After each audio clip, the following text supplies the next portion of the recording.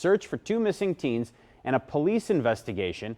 Another night of civil unrest on Milwaukee's north side after a home was burned, multiple people were shot, and police officers and firefighters were injured.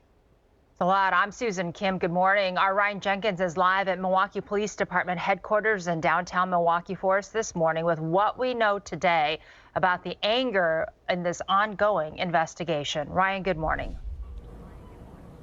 Good morning. Right now, we know that protesters marched in the streets overnight, and the police chief told us that at least 7 police officers were hurt, 1 firefighter was hurt, and additionally, 3 people were shot by civilians during all of this.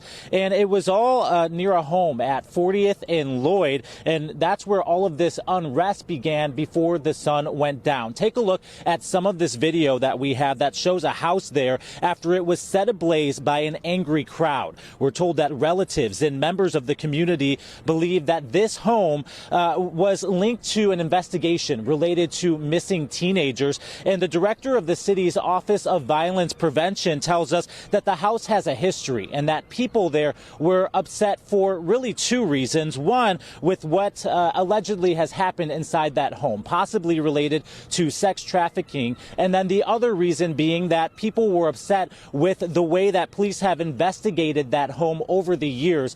We have learned that police have been called to that home at least 30 times, more than 30 times in the past few years, several times in the past few days to investigate incidents. You see that video there once again of the unrest unfolding overnight. Now, when police responded yesterday, they had been already investigating this case of the missing teenagers. They responded to a shots fired call there yesterday, and they also learned that somebody was trying to gain access to that home.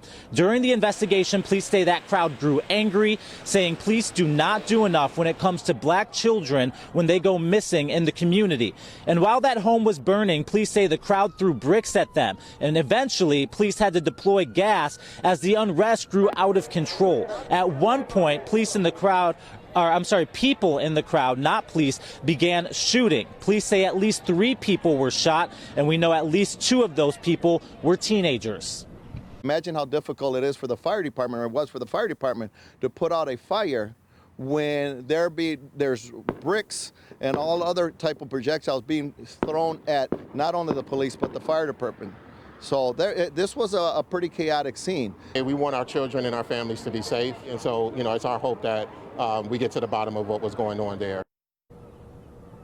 You hear the police chief there describing the scene as chaotic. Now, protests then continued late into the night. They marched all over Milwaukee's north side. This morning, as far as the investigation into those missing teens goes, we know that one of the teenagers has been found. We're told the other teenager is still missing right now. Police not sharing many details on that investigation right now. And we're also trying to learn more about that investigation and that connection into the investigation of that home near 40th and Lloyd. So we will stay on top of this as we continue to piece together all of this from overnight. Reporting live here downtown Milwaukee, Ryan Jenkins, TMJ4 News.